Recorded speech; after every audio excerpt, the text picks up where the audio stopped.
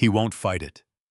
By the time it matters, he won't remember there's anything to fight. That was my son, standing under a freight door at the party celebrating his promotion. My daughter-in-law had already filed the paperwork, already picked the home with the beautiful garden, already put something in my pill organizer that no doctor ever prescribed. They gave me 3 days. They forgot I spent 41 years listening for the sound a machine makes right before it fails. So I set a trap. Welcome to bitter autumn. Whoever you are, wherever you are, thank you for being here. Tell me in the comments which country and city you're watching from. I love seeing how far these stories travel. A quick note. Parts of this story are fictional, written for entertainment and learning. Any resemblance to existing names or places is coincidental, yet the message I'm sharing is useful. He will not fight it. By the time it matters, he will not remember there is anything to fight. That was Adam, my son. 34 years old, 11 years at the company, and 2 hours earlier I had put my hand on his shoulder in front of everybody and made him Chief Operating Officer of Koval Driveline Systems. I had come out of the showroom to check on the serving staff because the ice was running low, and I am the kind of man who checks. The service corridor runs off the back of the showroom, 11 steps from the walnut plinth in the middle of the floor, then it turns a corner and dead ends at the freight door. People go down there to smoke or to argue or to cry. The air handler sits over that door and it runs loud. Loud enough that 2 people standing under it will believe they are alone. I was around the corner on the other side of the concrete with a glass in my hand and road salt tracked in white lines across the mats behind me. They could not see me. I could hear every word. My name is Raymond Koval. I am 63 years old and I have been in manufacturing for 41 years. 410 employees and guests were in the room behind me, holding drinks under steel gray bunting, waiting for the man they had come to celebrate. I did not know what my son was talking about. Brielle answered him. My daughter-in-law speaks softly, always has the way people do who have been trained to talk to sick folks and expect to be obeyed anyway. Under the air handler, her voice came through thin but clear. The paperwork is already filed, so stop asking me whether it is filed. I remember what I thought. I thought paperwork. I thought supplier contract. We had a driveline package going out to a plant in Ohio, and the terms had been sitting unsigned for 3 weeks, and I stood there in my navy blazer and felt a small, dumb flicker of pride that the 2 of them were talking business at a party. That gap between what I heard and what it meant is the whole thing. It lasted about 40 seconds. Then Adam said a number, $260 million, and every year we wait is a year somebody else decides what happens to it. That is what the consolidated holdings came to.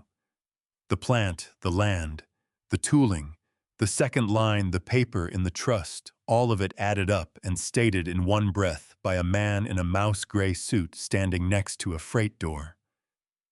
Nobody says that number out loud at a party.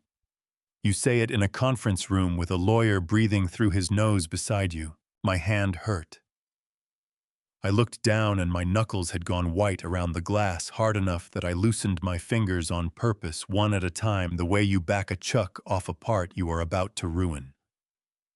Through the doorway, I could see across the showroom floor to the walnut plinth, and on it, under a picture light, the first axle housing I ever cut, machined by me at 22 years old.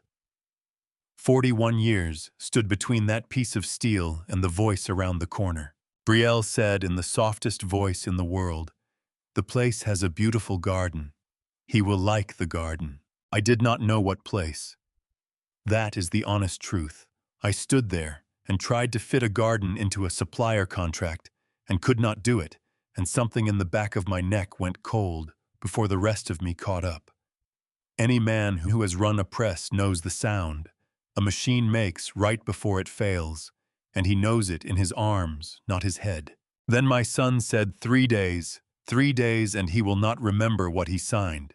Nobody said anything after that. The air handler kept running. Somewhere behind me, a tray of glasses came together, and a woman laughed at something, and under all of it, there was nothing at all from around that corner, and the nothing went on long enough that I understood the two of them had stopped talking because they had already agreed. I could not tell you whether I was breathing. I have tried. That part is gone. What I do remember, and I remember it exactly, is that at 4 o'clock that afternoon, sitting in my truck in the north lot before the party, I had pressed record on a voice memo the way I have been doing for about a year because I had started forgetting the names of parts I have made 10,000 times. I said the date out loud. Thursday, February 13th. I said what I meant to say in the toast so I would not lose it.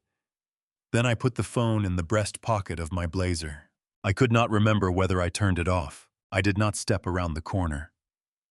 41 years of walking straight at a problem, and I stood on that gray epoxy floor and did not move, because a man who steps around the corner gets one loud minute and loses everything that comes after it. And even then, before I had a name for any of it, some old, cold part of me knew I was going to need everything that came after it. I straightened my collar. I counted to 3. Then I went back through the door into the light, and the noise past the plinth and the steel gray bunting across the floor of a room I built. And I walked directly to my son, and I raised my glass to him. I crossed 11 steps of concrete, and I smiled at my son.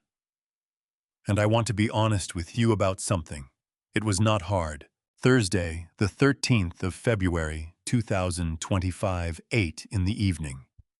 The showroom sat under work lights turned down low so the place would look like something other than a factory. Trays of cold cuts on a folding table. A folding stage with a skirt stapled around it. 400 people who make driveline parts for a living holding plastic cups. I had heard 5 things back in that service corridor that I did not have a shelf for yet, and I set them down the way you set down a part you are not ready to cut. Somebody killed the music. Somebody put a microphone in my hand that I never asked for. I have hated long meetings for 41 years, and I was not going to give one now. 41 years ago, I cut one part in a 2-bay garage, I said, and tonight my son runs this floor. That is the whole speech, go eat something. They laughed. Then they clapped, and it ran longer than the joke deserved because they liked him. That is the part you need to understand. Adam was not a man people put up with because of his last name. He knew the names of their kids. He came up on that little stage in the mouse gray suit, and he put both arms around me, and I felt the shoulder seams against my jaw. During the hug, I noticed 2 things, and I noticed them in this order. The first was the watch. It sat on the wrist that came around my neck, the steel one I bought him when he turned 21, the one he wore at his own wedding 3 years ago. He still wound it by hand. The second was over his shoulder. Brielle stood at the edge of the stage in an emerald green dress, a glass held up near her collarbone, and on her left hand outside her own band was Eleanor's ring. I know that ring the way I know my own thumb. There is a worn place on the inside of it. I did not say one word about it. Not on that floor, not that night. I put my hand flat on my son's back instead, and I said the thing I had decided on somewhere around the 7th of those 11 steps. Adam, I said, I have got something I want to hand you. Give me next week. He pulled back. Hand me what? All of it, I said. I have been thinking about consolidating every piece under one roof and bringing somebody in to run the roof. Sit down with me Monday or Tuesday. Coffee. No lawyers in the room yet. I watched it arrive in his face. It came up fast the way it came up when he was 9, and I told him we were going out to the north lot so he could stall my truck a few dozen times.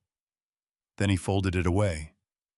He folded it so neat that a stranger would have called it modesty. Dad, he said, I am not going to let you down, and I mean that.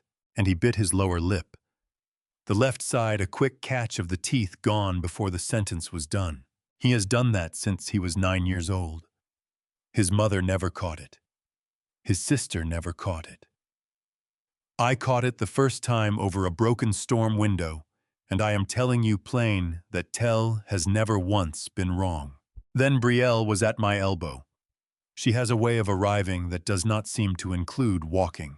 Dad, she said soft, the way she says everything. You did not take your evening one, a glass of water in one hand and a tablet in her palm. Beige. Round. Cardilex for the blood pressure, the same thing I have swallowed at night for years. She was right. In all that noise I had skipped it. 9 years in elder care and she does not miss. I took it out of her hand, in front of 400 of my own employees, put it down with the water, and thanked her, and I meant that too. She touched my forearm twice and let go. Trevor Sandoval got me by the door. Adam's friend from college sells commercial buildings 12 years at it. Laughs at the end of his own sentences. He had a cup in each hand and shook mine anyway, and he held on about 4 seconds too long. That house of yours out on Ferris Road, Mr. Koval, he said. That is a hell of a property. I told him it kept the rain off. He laughed. I did not understand why a man who moves warehouses had an opinion about my house, so I did what I do with a part that measures wrong. I set it on the bench where I could still see it. Margot caught me with my coat half on. 29 years she has kept my book's pencil behind her ear at a party like it was a Tuesday. Mr. Koval, she said, I need 20 minutes with you this week. Something I should have brought up a long time ago. I told her Monday. She said Monday and nodded and did not look one bit relieved. The pickup is 14 years old and the heater takes a mile to think it over. Plate HDX 4192. I drove the salted road home with gray slush peeling off the tires and the plant lights going small behind me. 1140 Ferris Road was dark and cold. Eleanor's chair sat where it sits. My mouth had gone dry, the way it does after you talk in front of people, and I stood at the counter with a glass and picked up the 7-day pill organizer she bought me back in the fall. I do not know why I opened it. Maybe because I could still taste the one she handed me. I opened Thursday. There was a beige tablet sitting in it. I stood there in my navy blazer with my keys still in my hand. I did not have a thought yet. I want to be accurate about that. No theory, no suspicion, nothing with a name on it, just a lid up and a tablet that should not have been there, and a 63-year-old man in his own kitchen who could not work out why it bothered him. At 11 minutes past midnight, I remembered the voice memo, and before I tell you what was on it, I have to tell you why a man my age walks around talking into a telephone. I had been forgetting things. Not keys, not birthdays. Worse than that and smaller. In November, I stood at a bench with a housing in my hands. A part I drew myself on paper before some of my people were born, and the number for it went out of me like water out of a cracked pail. 4 digits and a letter. Gone. I set the part down and walked to the window and looked at the north lot until it came back. It came back in about 40 seconds. 40 seconds is a long time when you are the only one in the room and the room is your own. Then, in December, I forgot a supplier's name while the supplier was standing in front of me. He had driven 2 hours. I shook his hand and called him my friend, which is what a man says when he has lost the name, and he smiled and never knew. So I bought nothing, told nobody, and started talking into my phone. Part numbers. Delivery dates. What I told a man and what he told me back. I recorded because I no longer trusted the inside of my own head to hold a thing until supper time, and I was frightened, and I want to be honest about the reason I kept the fright to myself. It was not pride. It was arithmetic. Since Eleanor died 5 years now, my family had a sentence ready for everything. He has not been himself since her mother died. They said it kindly. They said it at holidays over food with a hand on my shoulder. Say one true word about a lost part number into that sentence, and it stops being a part number. It becomes evidence. Here is what I had decided the fog was. It came in the late afternoon around 4, when the light went flat, and I had been up since 4:30 in the morning, and I told myself that is simply what 63 looks like. I could live inside that. A man can schedule around 4 in the afternoon. What I did not tell anybody, and what actually scared me, was that twice it came in the middle of the morning instead. 10 o'clock. Coffee still warm. It was not the fog. It was the fog breaking my own rule about itself. The kitchen at that hour did not help me think. Salt trucks came down Ferris Road every 20 minutes or so, scraping, throwing that gray slush against the curb. There is a drawer by the sink with an unfinished tube of hand cream in it that I have never once been able to throw away. There is a chair at that table that nobody sits in, not because we made a rule, but because we did not need one. And every morning the coffee maker made 2 portions, because I set it for 2 portions for 31 years, and I have never changed it back. Eleanor named that girl after herself, and she never once admitted that was what she had done. Nora. She called it a family name from her mother's side. She said it with a straight face for 29 years. The organizer was still open in front of me, the 7-day plastic thing with the little lids. Brielle bought it for me 5 months back. She has come to this house every Sunday since 22 Sundays, and she fills it in that soft voice of hers, and she takes my mail out to her car, so I do not have to sit with paperwork on a Sunday. That is what she said the first time. Dad, you should not have to sit with paperwork on a Sunday. And I will put this next part in 1 paragraph and then leave it because it does not get easier by being stretched. 9 years ago, $180,000 went missing out of my company. My daughter had the access. My daughter had the reason, or what looked like a reason, to a man who wanted one. I stood in this kitchen and I told her to get out of my house. She was 20. She went. She has been gone 9 years, and I did not chase her, and I let her mother go to her grave with that unfinished between us. I picked up the blazer off the back of the chair and got the phone out of the inside pocket. The memo ran 41 minutes. I had started it at the party without thinking, and never closed it out, which is the whole trouble with a habit. Most of it is nothing. It is me reciting part numbers to myself under the noise of 200 people eating cake and my own breathing, and somebody's laugh going off like a dropped pan. At minute 29, the corridor arrives. You can hear the door. You can hear the change in the room, the way sound gets tighter in a service corridor with block walls. Then my son close to the phone in my own pocket saying it flat, the way he reads a production figure. 3 days. 3 days and he will not remember what he signed. Then a woman's voice, softer, patient. The voice of somebody who has said the same thing more than once already. Willow Bend already has him down, so quit circling it. Then the garden. She said something about the garden, and about how nice it would be for him, and my ears had shut down by then out there in the corridor, and I had missed the first part, entirely standing against the block wall, trying to get air in without making a sound. I played minute 29 4 times. There was an envelope on the table that I had been shoving under the fruit bowl for weeks. I turned it face down and wrote 1 word on the back of it in my own handwriting block letters the way I mark stock.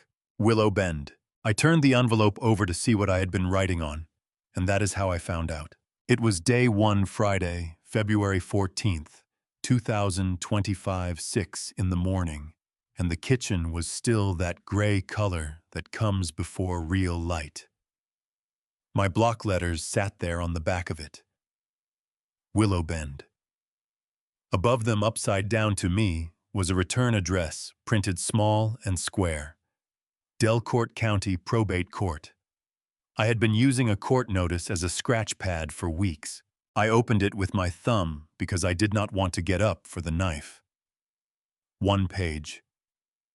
At the top was the caption, which is the block of type that tells you who is against who. My name was in it. Raymond Koval. Not as the man bringing something, as the person alleged to require a guardian. Under that ran a number, Delcourt County Probate Case 26-GD-0417, and under that, a date and a time. That afternoon, 4 o'clock. Below the caption was the name of the person who had filed it. Brielle Koval, my daughter-in-law. I read the page 4 times, the way you check a print, when the part comes out wrong, and you already know the machine is fine. The furnace kicked on and shut off. 2 portions of coffee stood on the counter, made out of habit, the way they have been every morning for 5 years, and both of them went cold while I sat there with my coat still on. I did not call anybody. I let the truck idle in the driveway until the salt crust slid off the glass, then drove in and sat in the diner on Main with the page folded inside my coat until the clock over the register said 10 minutes to 8. Then I walked 2 blocks to 208 Court Street and stood in the stairwell until I heard a lock turn.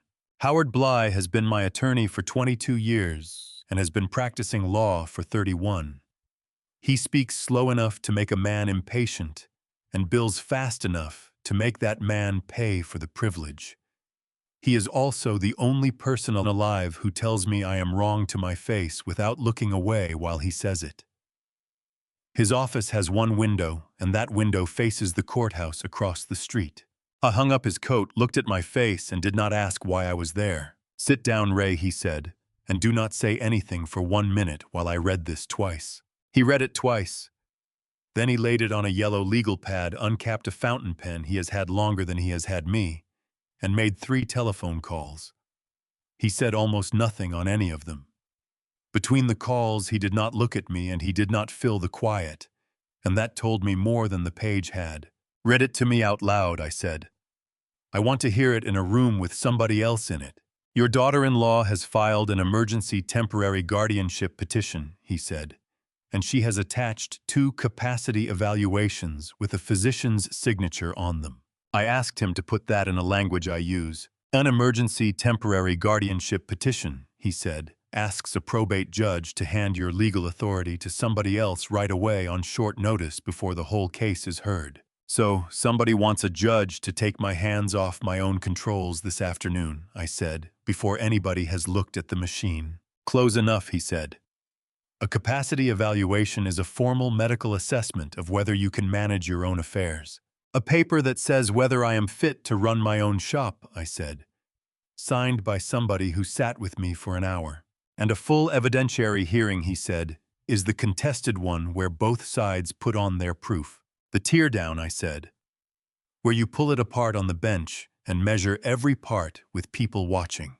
The signature on both evaluations was Helen Pruitt. The name meant nothing to me for most of a minute. Then it did. 2 afternoon appointments, months apart, both of them on days Brielle drove me because she said the roads were bad. A soft voice in the car telling me it was routine. 22 Sundays she had come to that house to fill a pill organizer and carry my mail in from the box, and I had thanked her on every one of them. Howard asked me one question. He asked me to account for my own affairs out loud right then. I gave him the head count, the payroll cycle, the tooling spend, the trust, the tax dates, and every supplier we owed and what we owed them. It took 4 minutes. He wrote none of it down. "I am going to drive out there and fire him before lunch," I said. "You are going to do nothing," Howard said. "You are going to keep him as your chief operating officer, and you are going to say good morning to him, because the minute you move against him, your own reaction becomes their evidence." Then he laid the rest of it out. I could not revoke a power of attorney. I could not move an account.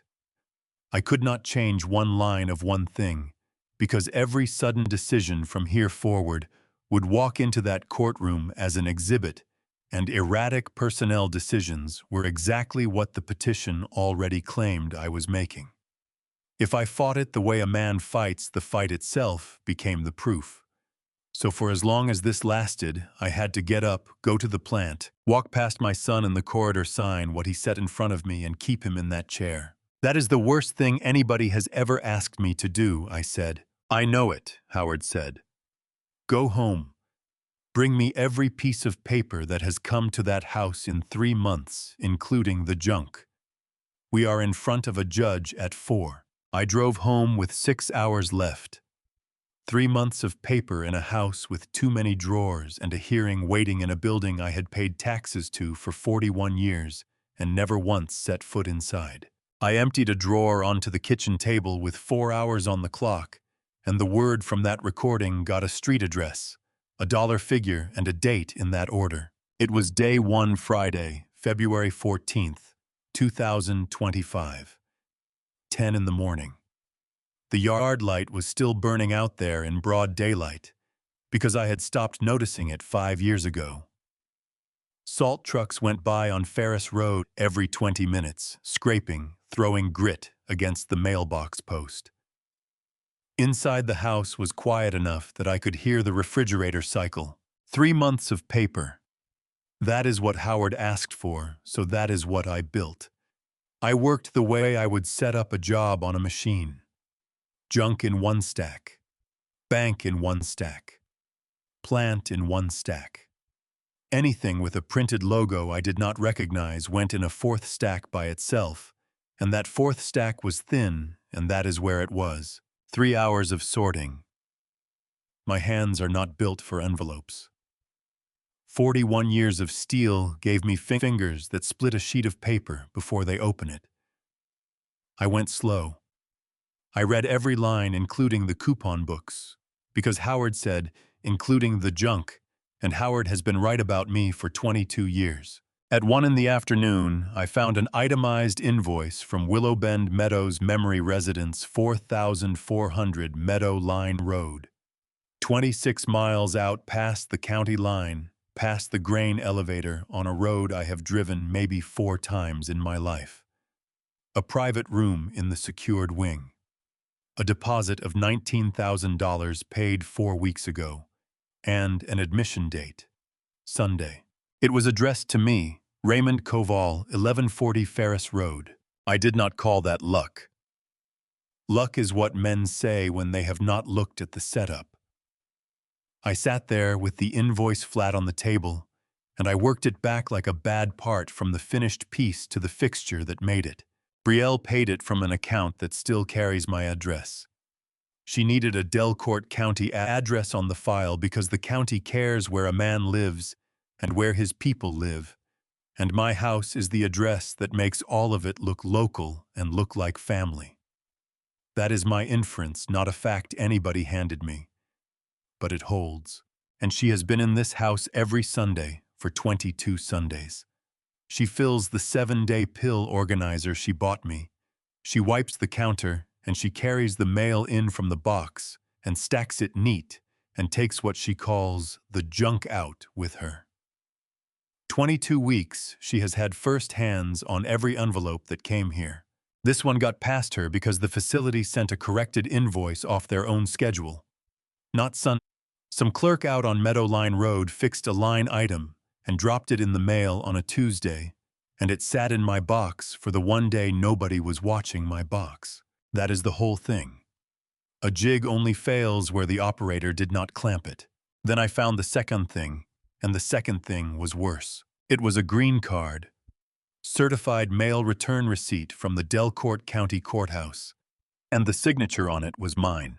I sat in my own kitchen and looked at my own handwriting on a card that said I had accepted a paper asking a judge to declare me unable to run my own life.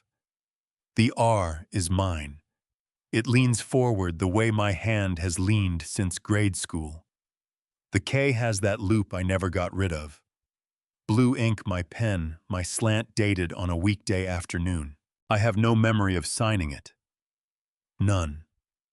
Not the truck, not the door, not a carrier standing on my step with a clipboard. I picked up the phone.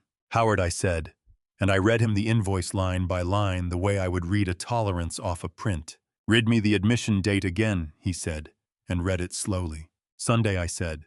"It says Sunday and today is Friday." "Then understand what 4 o'clock is," he said. 4 o'clock is not paperwork. 4 o'clock is a door. "Howard," I said, "there is a green card here with my name signed on it, and I do not remember signing it." "Then service is good, and we do not get to win this on a technicality," he said. "Bring the card anyway. Bring all of it." I asked him what service is good means, because I do not speak that language. He said the emergency temporary guardianship petition was delivered to me legally, and a legally delivered petition cannot be thrown out for being delivered wrong. Then I said it back to myself in my own words, standing at the counter with 2 portions of coffee going cold, the way they do every morning. The one door I thought I had was nailed shut, and I drove the nail. There is a thing sitting underneath all of it, and it is the reason any of this is worth the trouble. I am the sole owner of Koval Driveline Systems. There is no outside board. There never has been. $260 million in consolidated holdings and 410 people drawing a check, and every last decision runs through one man with bad hands and a 14-year-old truck. 2 years ago, I restructured the revocable trust. Most of the value went into an operating trust that cannot be cut into pieces and sold off.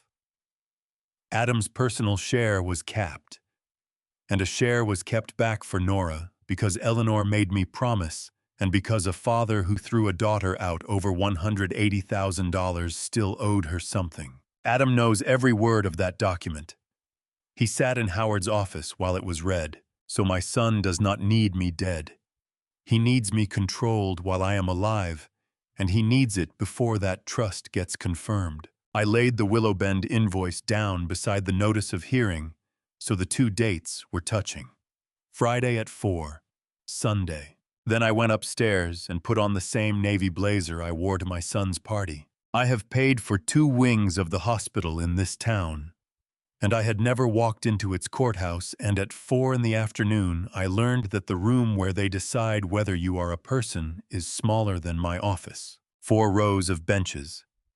A radiator in the corner that knocked twice and then went quiet like it was thinking it over. 42,000 people live in Havermill, and 9 of them were in that room. I counted them the way I count parts in a bin, because counting keeps my hands still. Howard set a yellow legal pad on the table in front of him and never wrote a word on it. I had the box on the floor against my shoe. 3 months of paper.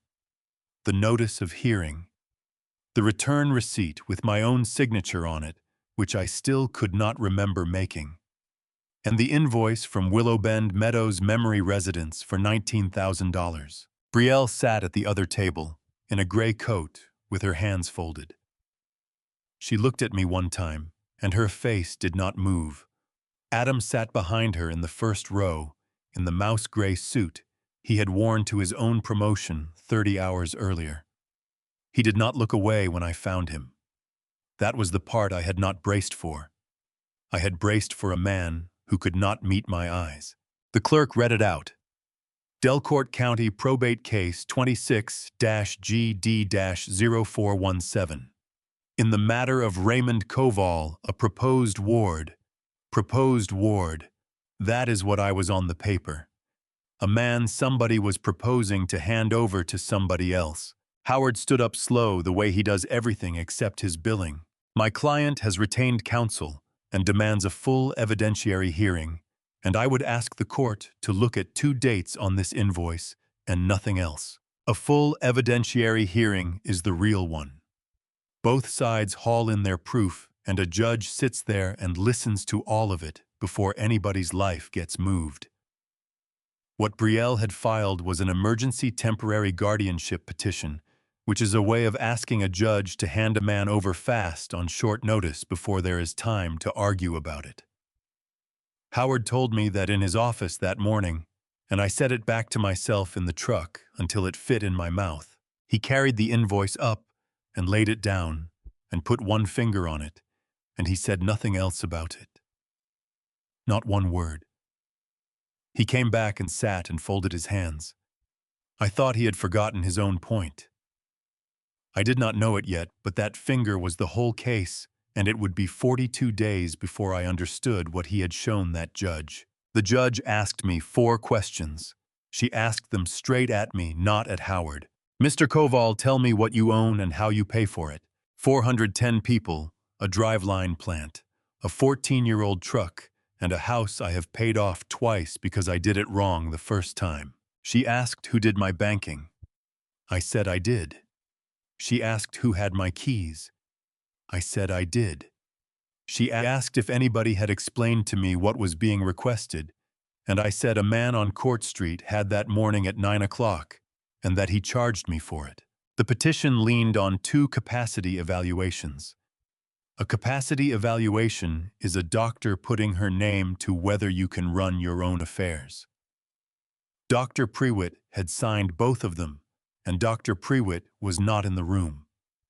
The judge said there was no showing of immediate danger to my person or my property, and she denied the emergency relief on the record. Then she appointed a court visitor, which is an investigator who works for the court and for nobody sitting at either table. Then she set the full evidentiary hearing for Friday, March 28th, 42 days out, 15 minutes.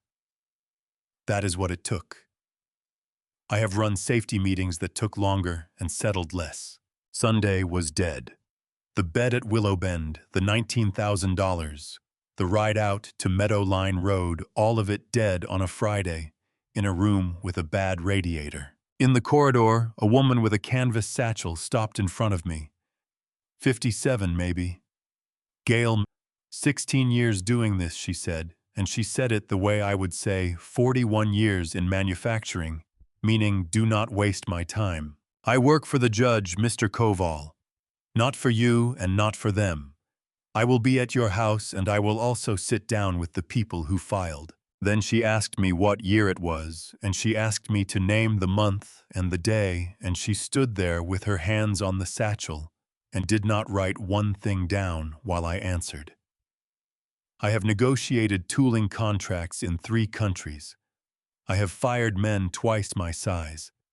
I stood in a hallway that smelled like floor wax and told a stranger it was February 14th, 2025, and my ears burned like I was 9 years old.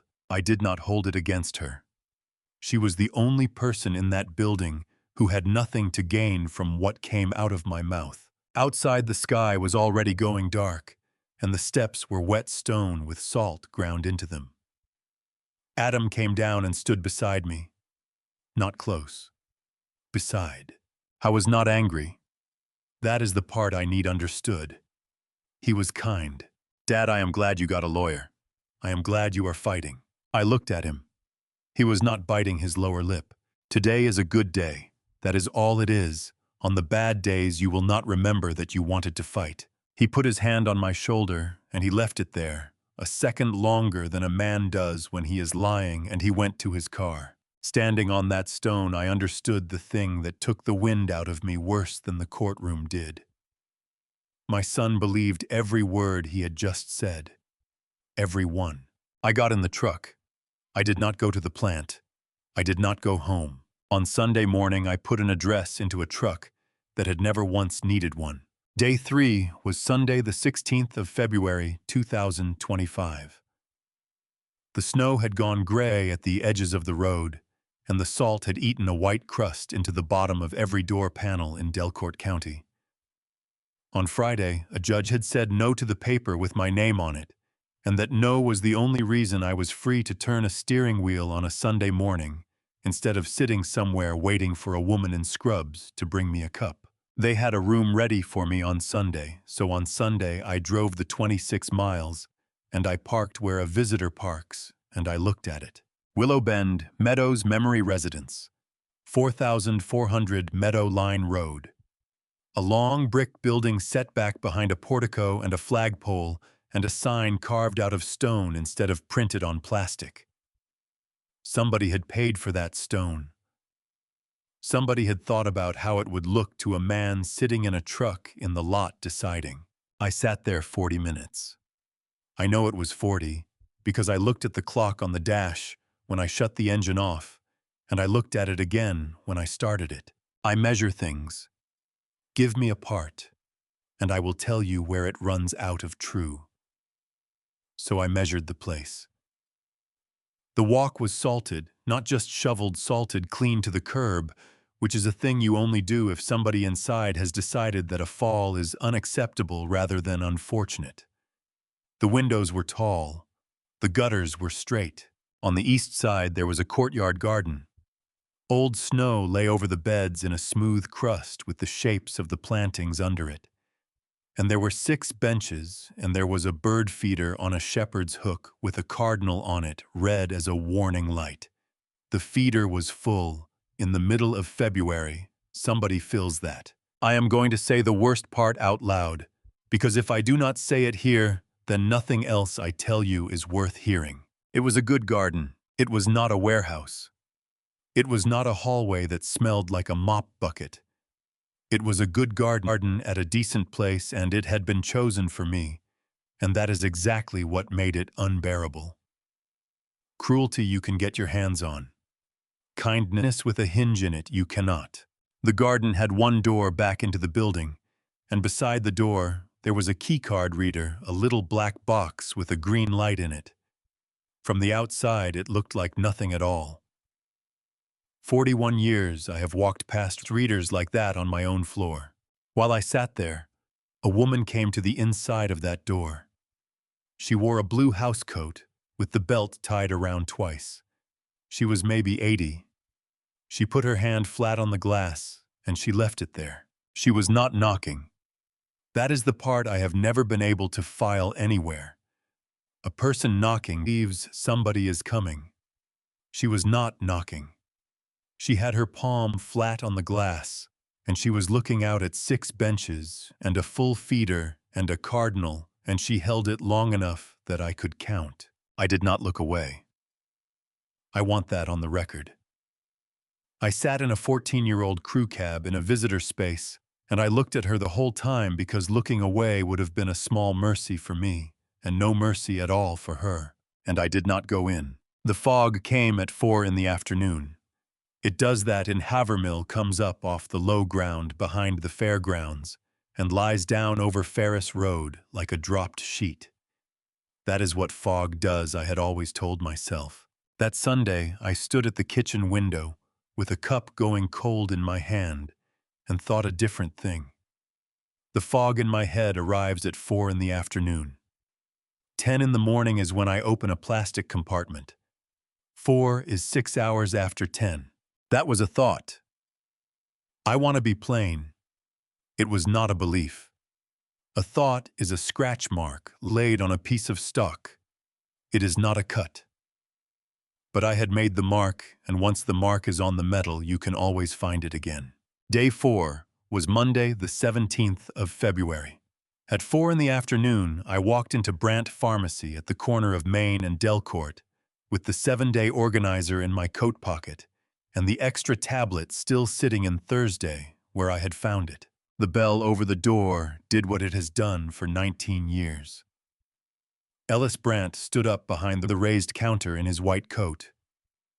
44 years old, 21 of them, a pharmacist, 19 of them. Mine, and in all 19, he has never once called me anything but Mr. Koval. I set the organizer on the counter, and I opened Thursday. 2 tablets. One beige and round, which is Cardilex, which is the one for my blood pressure, and the only one I have ever taken, one that was not. Mr. Koval, he said, is this out of the bottle I filled for you, or is this out of something else? It is out of a plastic box with 7 doors on it, I said. I took the organizer under the light he keeps beneath the shelf. He tipped it. He did not speak. He was quiet longer than is comfortable between two men who have known each other in teen years, and I stood there and listened to the cooler hum. "Who picks these up for you?" he said. "My son's wife," she offered. "She is a nurse." I took it for a kindness. I went into the back. I heard a drawer, then a printer. He came out with a printed record, and he held it a moment against his chest. "Mr. Koval, I have filled your prescriptions for 19 years, and this is not what I filled." He set the paper on the counter and turned it around so it faced me. There was a word on it I had never taken in my life. Somnavex. "Sit down," he said, and he pointed at the chair by the window, the one meant for people waiting. A man walked out of that pharmacy, holding a piece of paper that said somebody had done this to him, and I am going to tell you the truth about the next 3 days because the paper did not make me feel better. It made me need to know something worse. Day 5 was Tuesday, February 18th. I left Havermill before the diner opened with the printed record folded in my coat pocket and the heater blowing on my hands. 3 hours of interstate. Salt haze on the glass. Gray fields with the snow coming off them in patches like paint sanded down to primer. Somewhere past the second rest stop, I started a voice memo because that is what I do now when I am afraid of losing a thing, and I said the sentence I had not said to Howard, and had not said to Ellis Brandt, and would not have said to Eleanor if she had been sitting in that seat. I said, when I read that petition, I was not only angry. For about 90 seconds, I was relieved. Then I said the rest of it out loud, at 70 miles an hour. 90 seconds of the ease a man feels when a bad noise in a machine finally gets a name. I had been forgetting things. I had known it. I had stood in my own showroom and could not tell you what I had walked out there for. And when a paper told me I could not manage my own affairs, some low part of me sat down and said, "Well, somebody finally said it." I shut the memo off and drove. There is a lot a man can forgive himself for. Those 90 seconds took me the longest. The hospital was a brick block on a hill with a parking structure bigger than my plant. A corridor, a numbered door, a room with a table, a pencil, and a set of cards laid out square. The doctor at the university was a specialist in how a brain works and how it fails, and I want that clear, because that is not what Dr. Pruitt does for a living. She sat down across from me and said, "Mr. Koval, I am going to give you 3 words, and I am going to ask you for them later, and everyone hates this part." It took most of the day. Cards turned over and sorted by rules she changed without telling me. Lists of animals in 1 minute. A clock I had to draw with the hands at a time she named. Numbers backward. A shape copied off a page, then copied again from memory, and mine came out square because everything I have ever built came out square. 3 words asked for 3 times. The 3rd time I got 2 of them wrong. I said I got 2 of them wrong. Write that down. I want that written down. She looked up. I told her I had not driven 3 hours to buy a clean report. I had come to find what was true, and a test you can lean on is not a test, it is a jig set wrong, and everything that comes off it is scrap. While I waited, Brielle called 3 times. Soft voice, worried voice, the same voice she uses on the phone with families who are about to sign something. "Dad, where are you?" she said. "You did not tell anybody you were going anywhere." I told her I was looking at a supplier in another state. I told her I had eaten. I told her I had taken my morning one.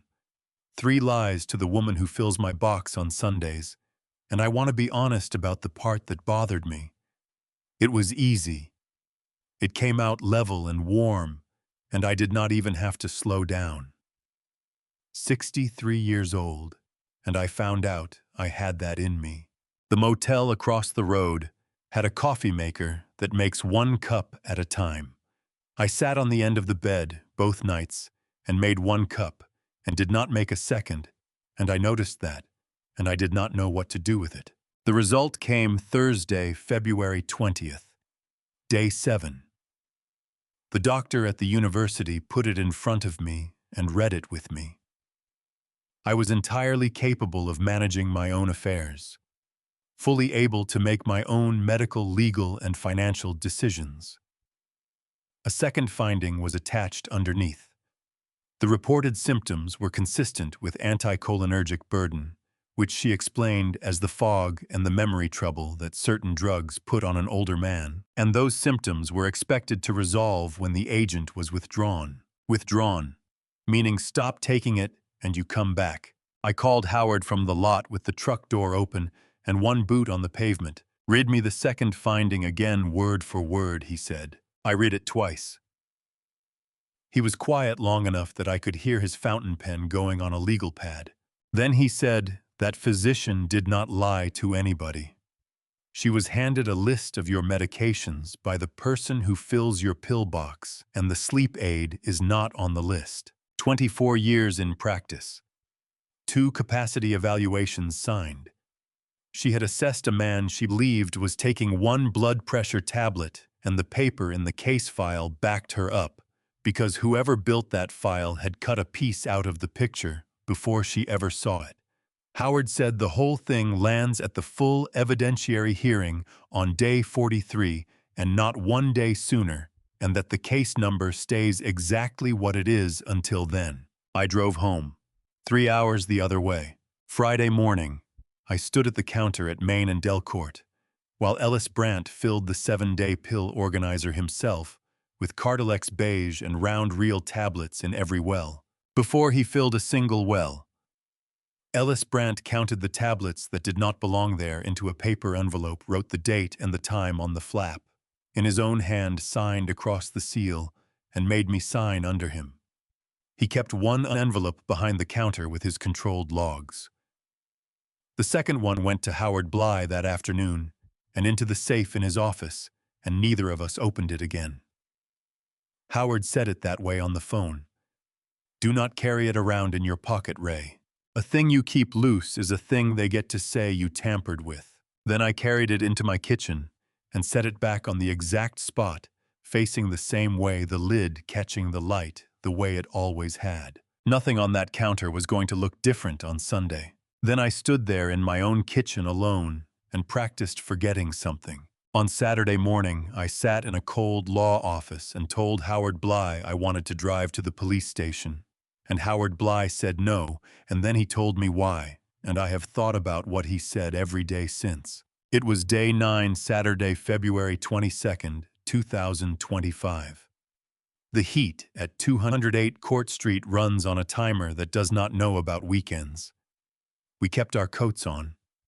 Howard had a yellow legal pad squared up in front of him, and his fountain pen capped beside it, which meant he was not going to write a word until I was finished talking. I set the folder on his desk.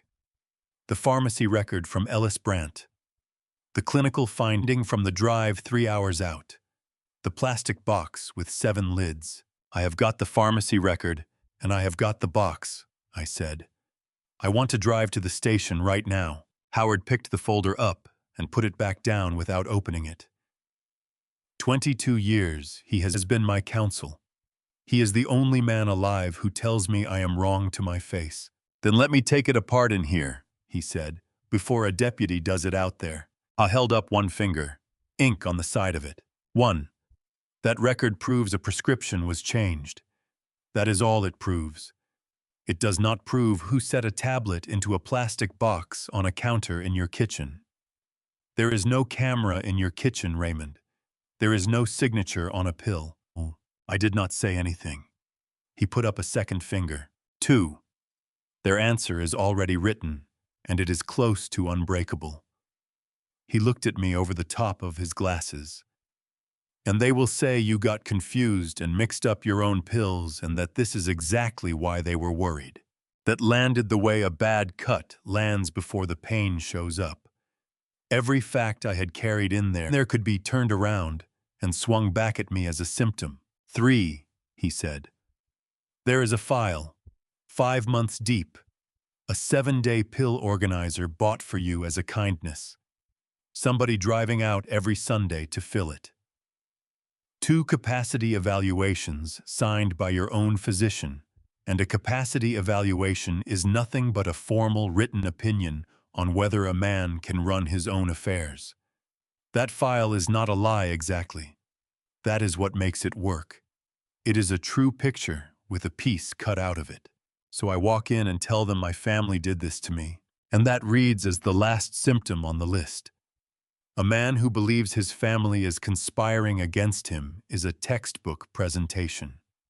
You would be handing them their closing argument for the full evidentiary hearing, and that hearing is day 43, Friday, March 28th, and it is the only day that counts. Then Howard said the thing I have carried since. You cannot tell a court you are still sound. Every impaired man in this county says that. You have to make them write it down for you.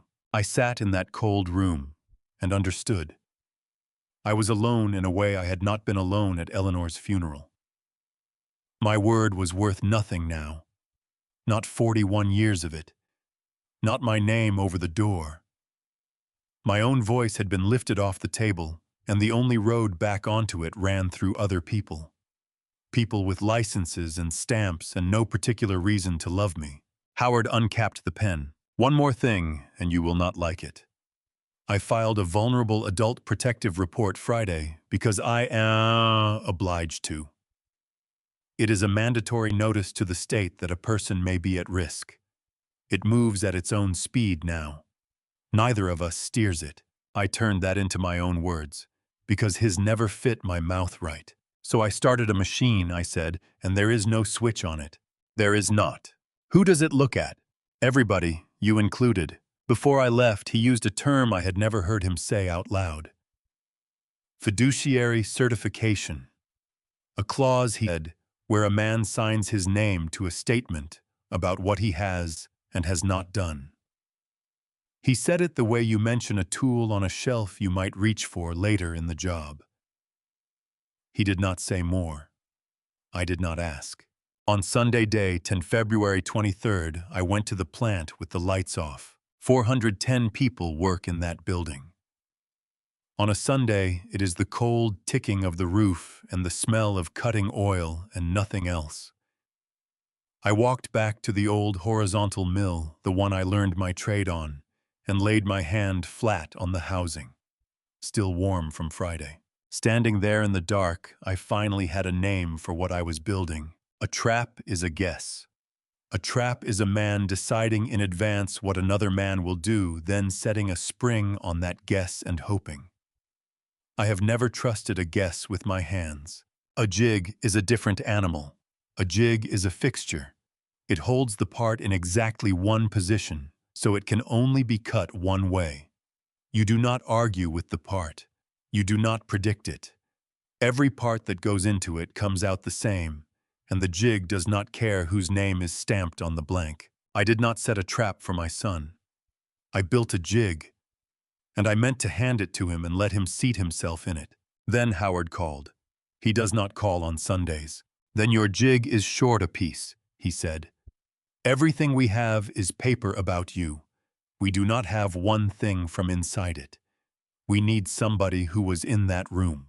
I stood there with my hand on warm iron. I did not think about my son.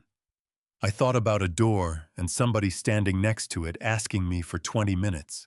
On Monday morning, I walked into my own office and my son was already standing in it, holding a folder, and I said good morning to him, the way Howard Bly told me to. Day 11. Monday, February 24th, 2025. The snow along the north lot had gone to gray mud.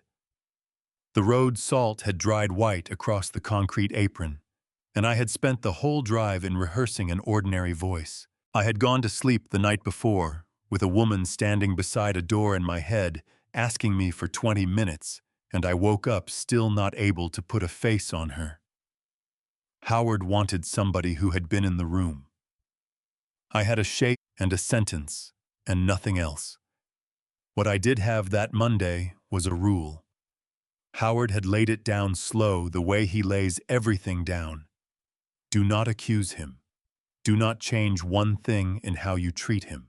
The full evidentiary hearing on day 43 would come down to a judge reading a record, and that record could not show a man who already knew.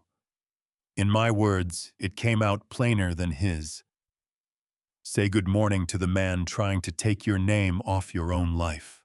There is a drafting table in the corner of my office I have not used in 11 years. Adam stood between it and my desk in the mouse-gray suit sleeves, already pushed back, the folder open across his forearm like a waiter carrying a tray.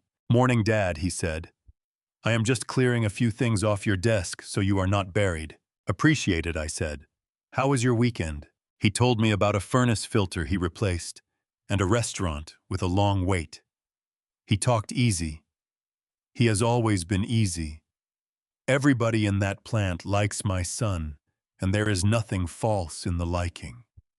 Then he set 3 pages in front of me and turned them one at a time and put his thumb at the bottom of each, and I signed them. I want to be honest about that, because I have never found a way to make it sound like anything but what it was. I read the pages. They were routine. 2 of them I would have signed a month before without looking. And my hand went across the line and made the same signature it has made for 41 years, and the whole time it did not feel like my hand. It felt like a tool clamped in a vise somebody else was turning. A man can hold a pen dead steady and still not be able to feel his own fingers. That is what the rule cost. Not pride. Feeling. He took the folder and said he would let me get to it. At the door he thanked me. I said any time. Tuesday, day 12, February 25th. I did not go to my office first. I went down the back hall, past the payroll window, to the comptroller's office, and I shut the door behind me, which in 29 years I had done maybe 4 times. Margot has steel shelves on 3 walls, and on those shelves are the bound ledgers from before we went digital, 29 years of them, spines going pale in order like teeth. Her terminal sat dark. She administers the company document portal, which is a plain way of saying every request anybody in that building makes for a financial record goes through her and leaves a mark she can see. She was standing when I came in. Not behind the desk, beside it. And the pencil was not behind her ear. I have watched that woman recite a quarter from memory with a pencil behind her ear. I knew before she opened her mouth. "Do not sit down, Mr. Koval," she said. "I will say it standing." I stayed by the door. "4 months ago, your son asked me for the consolidated figures and the trust summary, and I gave him every one of them," she said. She kept going. Valuations. Entity structures.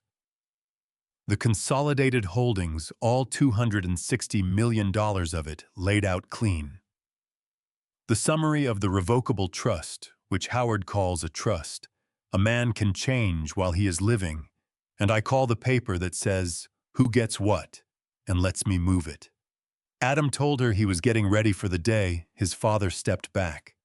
She said it made sense to her. She said it 4 months straight. I did not ask him one question, and I have worked in this building longer than that boy has been alive, so do not let me tell you. It was a mistake, she said. It was a choice. She did not cry. She did not soften one edge of it.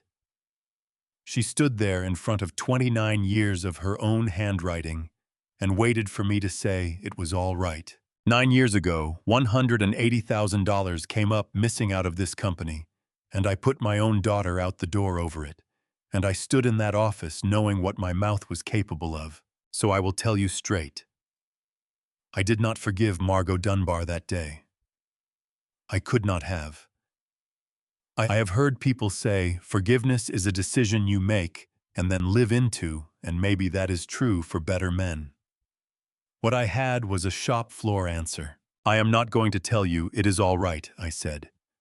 "What I am going to ask you is what you can prove." And Margot did what Margot does. She never opened a ledger.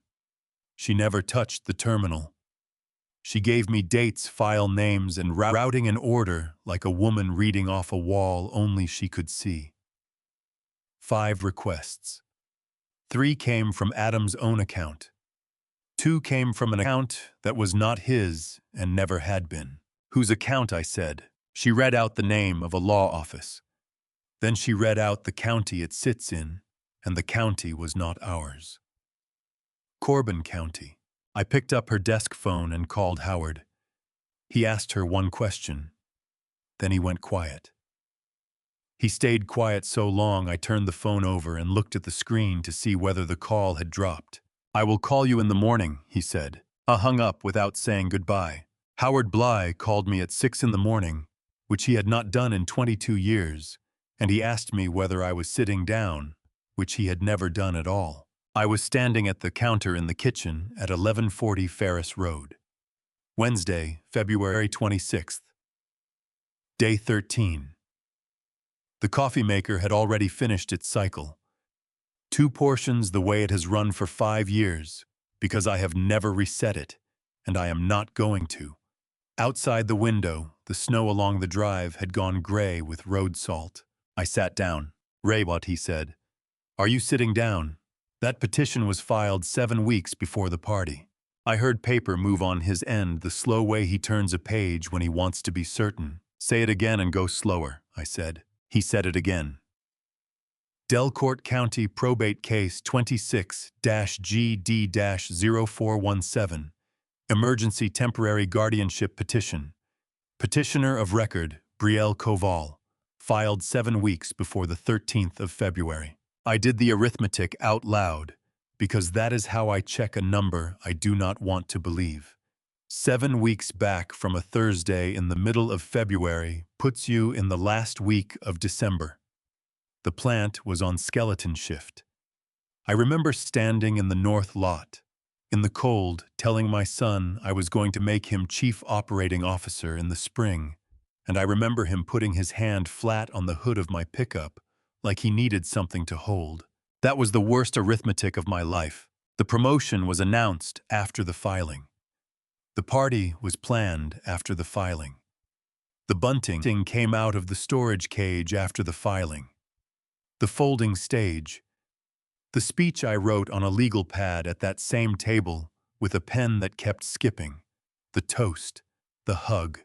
The watch on his wrist was the watch I gave him when he turned 21. All of it happened inside a plan that was already sitting in a courthouse 3 blocks from where I was standing. Here is the part that hurt, and it was not the money. I stood up in front of 410 people who work for me, and I said I was proud of my son. I meant it. It was true. And they let me say it. I let myself feel that for the length of 1 cup.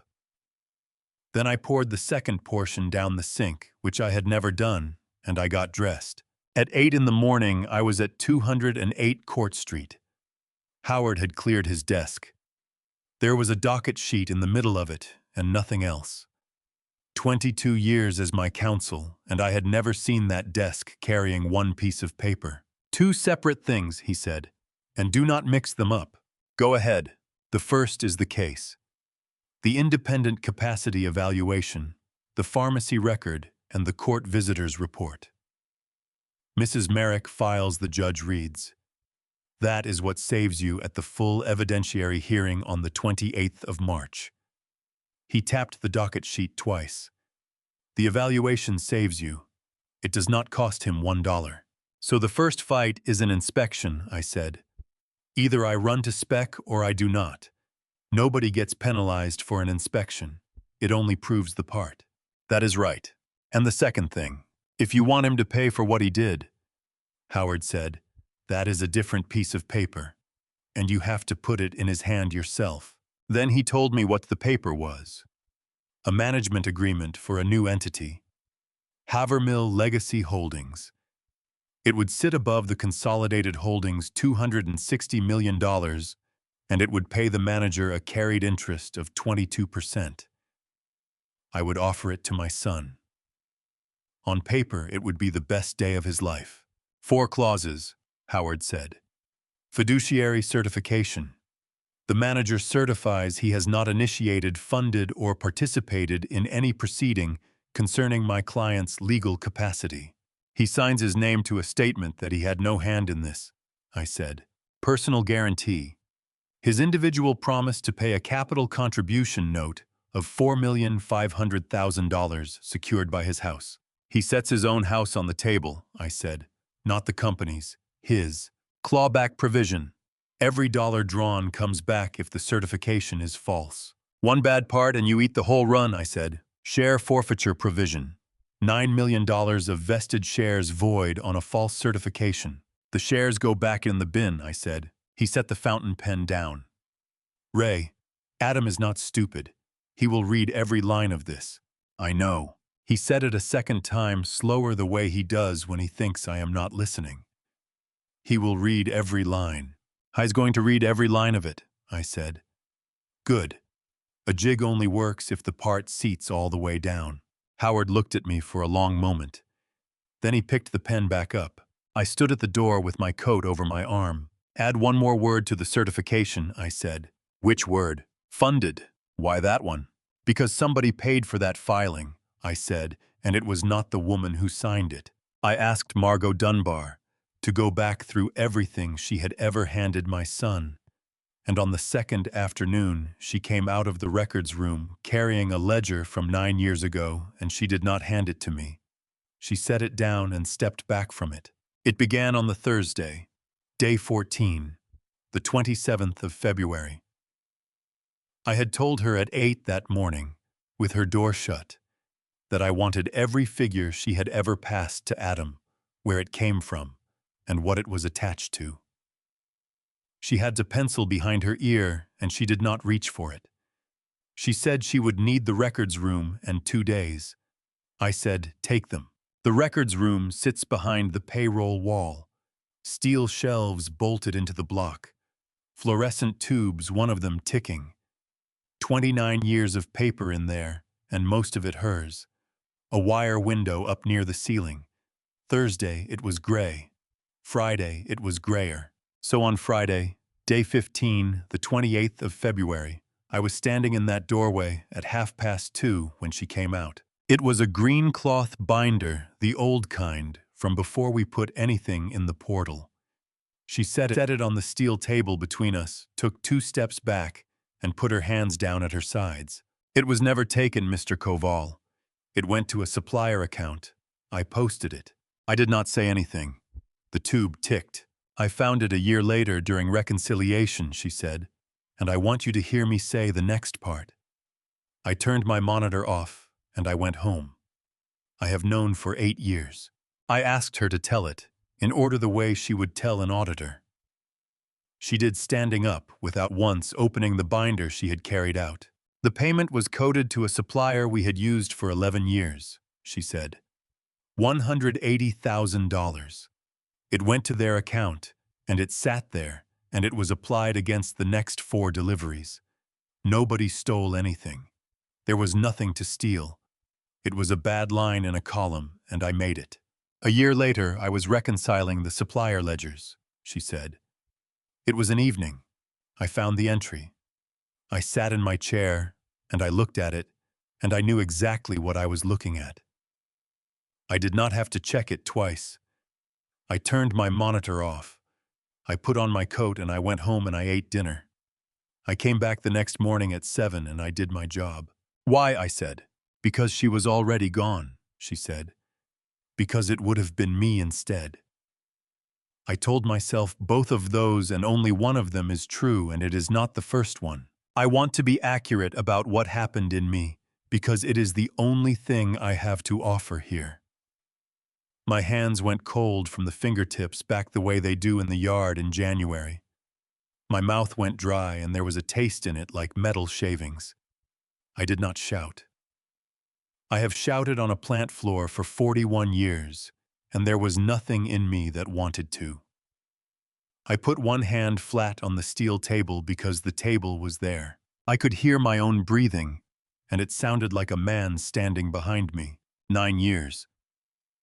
And for 8 of them, the answer had been sitting on a shelf 100 feet from my office, and I had walked past it every week carrying a coffee cup.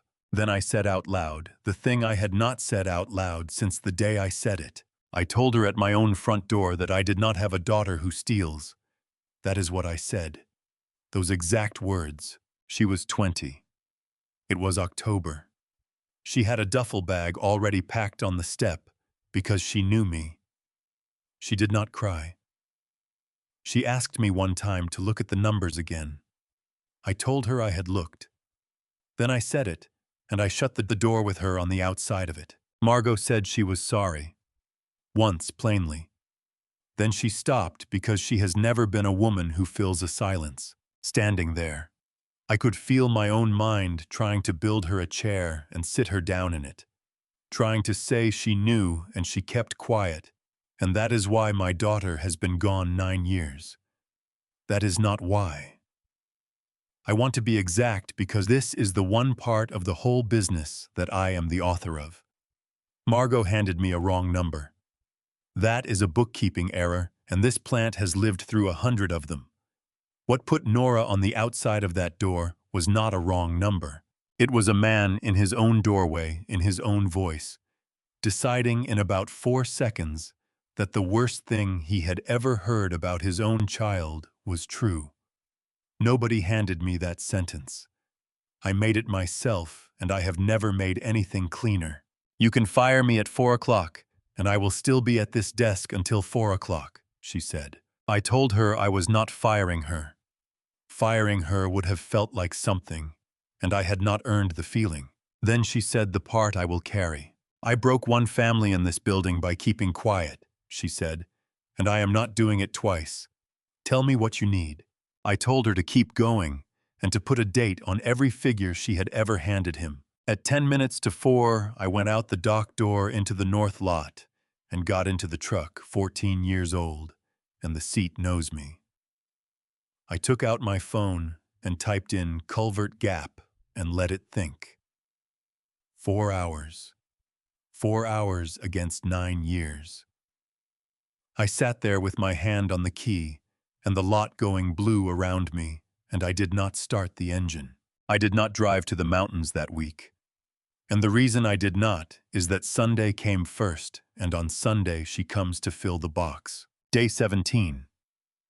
Sunday, March 2nd, 2025. 11 in the morning. She came up the walk at 1140 Ferris Road with 2 paper sacks of groceries on her hip and let herself in the side door, the way she had done for 22 Sundays. This one was the 23rd. I had counted them on my fingers. The 7-day pill organizer was on the counter where it lives. Lid ends square to the edge. Sunday turned toward the window. She turned it a 1/4 inch anyway. Then she opened her own bag and filled it 7 little doors, her thumb steady, talking the whole time about a client over in Delcourt. I will say this part once and plain because I do not intend to keep saying it. Every Sunday night after her taillights went down. Ferris Road. I emptied that box into the trash under the sink and filled it again out of the bottles Ellis Brandt had put in my hand. I did it that night too. I sat at my own table across from her and asked how her week had gone. She told me. She is easy to talk to. That is not a small thing to admit. Then she stopped with the lid half closed and looked at me. Dad, your color is better this week. Are you sleeping? She said it kindly. That is the part people do not understand. There was nothing in her face but care. I told her I had been getting to bed early, and I watched her take that and put it away somewhere, the way a man sets a gauge block back in its case. Everything squared to the edge. She took the mail off the hall table on her way out, the way she always did, and I let her. Day 18. Monday, March 3rd, 6 in the morning. The night shift was coming off the floor in that gray light, where the snow has gone to mud and the salt has dried white on everything. I was parked at the loading dock with the engine running when somebody knocked on my window. Dominic Reyes. Dom. Night shift maintenance technician, 4 years with me. 27 years old, the man who keeps the cameras and the conveyors running while the town sleeps. He had his hood up and his hands in his coat. Mr. Koval, I have been going back and forth on this for 2 weeks. That corridor is covered, and the new units take sound. He had rebuilt the service corridor camera system 3 weeks before the party, because the old run had a dead zone by the electrical room. The units he put in have microphones built into them. The system holds 30 days, and then it writes over itself. He told me there were 12 days left. There is 11 minutes of 2 people standing there, and I am not asking you for anything. I have got a 2-year-old. I would want somebody to knock on my window. 11 minutes. On the night of the 13th. With sound. I did not say anything for a while, and then I called Howard Bly from the dock with Dom standing in the cold beside my door. Howard did not ask me what was on it. He asked one thing. Is there a sign on the wall? I put it to Dom. He said I screwed it up there myself. Audio and video monitoring. And then I remembered the purchase order for that whole system, the one I signed myself, and I remembered that I read the total and nothing else. I paid for the thing that saved me, and I did not know what I was buying. Howard said the sign made it clean, that it was mine taken on my property, with notice posted, and that it could go in front of a judge at the full evidentiary hearing. Then he told me the second thing, and it was the part I did not want. Stop playing your telephone memo for people, he said. That recording is your grief. It is not your evidence. I said it back to him the way I understood it. One of those recordings is for a judge. The other one is just mine. 2 in the afternoon. I walked into Trevor Sandoval's office on Main Street. Commercial real estate, 12 years at it, 35 years old, a laminated map of Havermill on the wall. He went to college with Adam. At the party he had said something to me about square footage, and I had let it go by. I asked him what he had meant. He is not a cruel man. He is a man who talks. He believed the whole family had sat down and agreed to downsize the old man's house, and because he believed it, he did not hesitate for 1 second. Adam had me pull comparables back in December, so the file has been sitting right here, he said. You want the interior shots too? A draft listing agreement for 1140 Ferris Road. Prepared 10 weeks before the party. My house described in feet and finishes with a number at the bottom. Then he slid the photographs across the desk. The inside of my house. The front room. The stairs. The kitchen. I know that light. It comes across the sink counter like that at about 2 in the afternoon on a weekday, and on a weekday at 2 in the afternoon I am at the plant. Somebody stood where I stand and took a picture of Eleanor's drawer, the one with the hand cream in it, the tube she never finished. I put the folder down. I thanked him. Then I went out to the truck and got in and sat there with the key in my hand, and I did not go home. I did not rehearse it. 41 years of sitting across tables from people, and I drove 4 hours with nothing in my mouth because there is no way to rehearse the first apology of your life. Day 21. Thursday, March 6th, 2025. I left the driveway at 5 in the morning, and I did not turn the kitchen light on because I did not want to see the drawer. Same truck I have had for 14 years, plate HDX 4192. I made 2 portions of coffee out of habit, poured one down the sink, took the other in a steel cup, and let it go cold in the holder. The flat country gave out around 8. After that, the road started to lean, and the hills came up gray and wet, with the snow going off them in strings. And by 11, I was in the Blue Ridge with the heater ticking, and my hands at 10 and 2, like a man taking a driving test. Culvert Gap is not a town. It is a notch between 2 ridges with a gas station, a church with a gravel lot, and a metal building with 1 roll-up door, and a sign that says Ridgeline Fabrication in letters somebody cut on a plasma table. I parked on the gravel at 11:40. I sat there 40 minutes.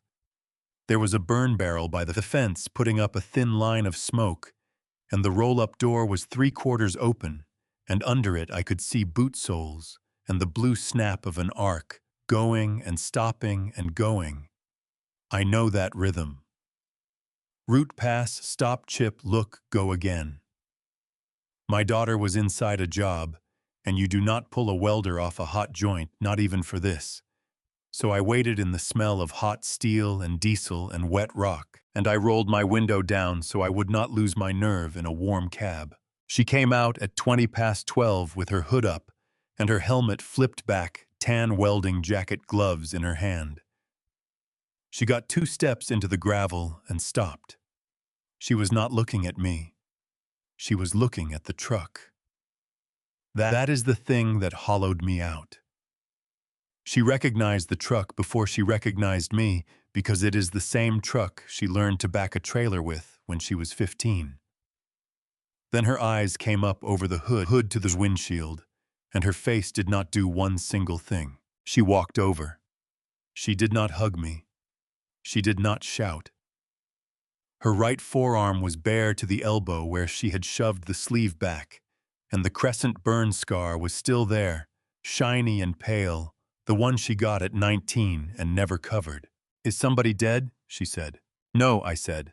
"Then you have got 15 minutes and I am on the clock." There is a version of that afternoon where I led with the trouble I was in. A woman had filed paperwork in Delcourt County asking a probate judge to hand my life to somebody else. The judge said no to the emergency part on the first day and put an investigator on it, and the real hearing is not until the end of March. That is all I said about it later in about the length of time it takes to say it, and I said it because she asked what else was wrong, and I do not lie to her anymore. But I did not lead with that. I would rather have chewed gravel than come up that mountain with my hand out. I led with the ledger. $180,000, I said. It was never taken. It went to a supplier account. Margot posted it, and I found out 6 days ago. Her jaw moved once. That was all. I got out of the truck, so I would not be sitting down for the next part. I told you at my front door that I did not have a daughter who steals. I was wrong, and I am not here to ask you for one thing. A man like me cannot make a long apology. The words are not in the box. I said it, and then I stood there with my hands hanging and let it be short and ugly and true. Nora sat down on a stack of angle iron. She set her gloves on her knee and looked at the burn barrel for a while. "I wrote you 4 letters, she said. 9 years, 4 letters. I never mailed any of them. They are in a coffee can on top of my refrigerator. 2 of them are mean and 2 of them are not, and I could not tell you today which 2 I would want you to read." Then she told me the thing I did not know for 5 years. I was at Mom's funeral. I stood in the back with a hat on and I left before it was over. I had to put a hand on the bed rail of the truck. She said she saw me from behind in the second pew and that my shoulders were down in a way she had never seen on me, and she got as far as deciding to walk up the aisle, and then she decided not to. She said she has never once been sure that was the wrong call. Eleanor named that girl after herself and never admitted it, and the girl stood at the back of the church under a hat. "Here is the part you will not like," Nora said. "For the first 3 years I believed you. You were my father. You said I stole, so I figured you knew something I did not. Not that I threw her out. That I was her father, so she took my word over her own." She stood up. She pulled her hood back down over her hair and picked her gloves off her knee, and the arc started up again inside the building behind her. "Drive safe," she said. That was it. 4 hours from home, nothing settled, and a coffee can I was not given.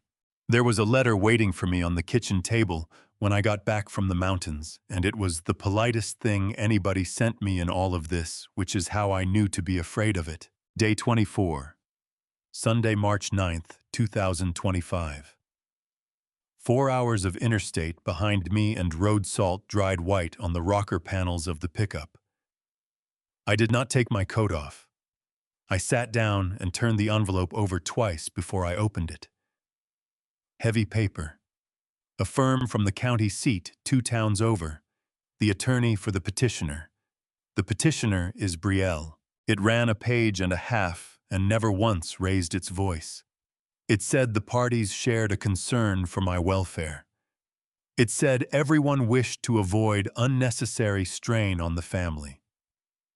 It proposed a resolution without a contested hearing, which in plain words meant I would agree to be managed, and nobody would have to stand up in front of a judge on day 43. Then there was the sentence. It said a full evidentiary hearing, meaning the contested hearing, where both sides put on their proof, can be a lengthy and difficult process for a man of Mr. Koval's years. That was all of it. Very courteous, no teeth showing anywhere. I read it 4 times. Adam had said harder things to my face, and none of them landed like that one did, a man of my years. I sat there with my coat on and understood they were not trying to win the hearing. They were trying to make me tired. Monday, March 10th. Day 25. Howard had 2 files squared up side by side on his desk at 208 Court Street, staged like parts, waiting on inspection. He is 58 years old, and he has been my lawyer for 22 years, and he has never once been in a hurry. I could not get the guardianship file, it is restricted, so I pulled what anybody can pull, and I am not going to characterize any of it for you, he said. Read it. Corbin County, I said. The probate estate of Curtis Vance, and a death certificate. The small print swam a little the way it does now. Read me the dates, I said. Just the dates. He uncapped the fountain pen he does not need, and put the tip under each line as he went. Letters of guardianship issued to her, he said. That is the court order that appoints a guardian. Then the death certificate is 14 months later, and the inventory shows a guardian fee she paid to herself. He did not add one word to it. That is the worst thing about Howard. He hands you the numbers and lets you build the part yourself. Curtis Vance was her uncle. She cared for him 2 years for nothing, and relatives divided his belongings the week he died. She told that at my own table softly, the way she says everything. Her uncle died 4 years ago, I said, and she married my son 3 years ago. She finished one before she started this one. Howard capped the pen. Then he pushed the second file across. That one was ours. The revocable trust, the family trust I restructured 2 years ago, the kind I can change while I am alive, and nobody can change for me while I still have my wits. Eleanor's schedule of specific gifts sat in the back. I had not opened that page in 5 years. Her wedding ring is not a loan. It never was. It is a specific bequest to Nora, her name spelled out in the words Eleanor picked and I signed. It has been sitting in a folder in a law office for 5 years because I could not make myself drive 4 hours and put it in my daughter's hand. I took the folder home. I put it in the drawer to the left of the sink, the one with an unfinished tube of hand cream in it that I have never thrown out. Then I shut the drawer. I did not call Nora. I did not call the court visitor who is the investigator. The probate court sends out to sit with you and write a report. I told nobody. I want that understood. That was a decision. It was not an oversight. Friday, March 14th, day 29. I had the coffee maker loaded for 2 portions the way I have every night for 5 years, and the phone rang at 10 after 8. Margot. 29 years on my books. 61 years old, a pencil behind her ear, even at her own kitchen table I would bet the plant on it. Raymond, she said.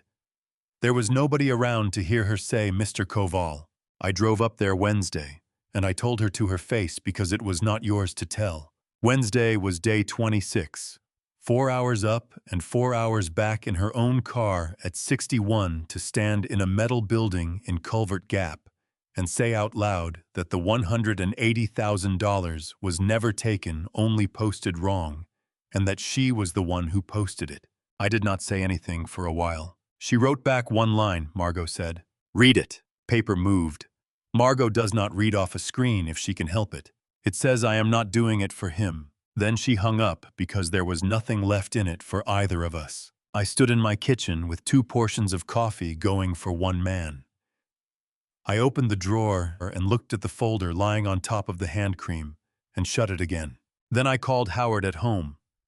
He answered on the 4th ring, and I said one sentence: "Send my son the offer." My son came in 2 minutes early, which I noticed, and he came in alone, which I had asked him twice not to do, and I want you to hold on to the word twice. It was day 32, Monday, March 17th, 2025, 11, in the morning, and the conference room at 208 Court Street smelled like coffee and old paper. Outside, the snow had gone to gray mud along the curb. There were 2 chairs on one side of the table and one on the other. A pitcher of water. A leather folder in front of me. A second folder that had been sitting near Howard's elbow the whole time closed, which I noticed and did not ask about. And there was a camera on a tripod in plain view, aimed at the end of the table where my son would sit. I had asked for that. I had spent 41 years around machines that record what they do, and I wanted this one honest. Adam wore the mouse gray suit. He set his phone face down and said the room looked like a deposition, and he laughed when he said it. Howard did not laugh. Howard is 58, and he speaks slowly and bills quickly, and he has been my lawyer for 22 years. For the record, there is a camera in this room. Everyone present has been informed, and everyone present consents, Howard said. Then he said his own name and mine and my son's and the date. He said he represented me and not Adam, and that there was a pending matter in the Delcourt County Probate Court Case 26-GD-0417 concerning my legal capacity, with a full evidentiary hearing set for day 43, and that the document on the table asked the signer to certify certain things about that matter. Nothing about it was a trick. I want that plain. It was all said out loud with the red light on. Then I made the offer. I told him we were putting all of it into one house. Havermill Legacy Holdings. The plant, the land, the paper, the accounts, the whole consolidated pile, $260 million of it, under one roof with one manager. I said the name of the manager was his. 22% of the whole thing, and you run it, I said. I watched him do the arithmetic.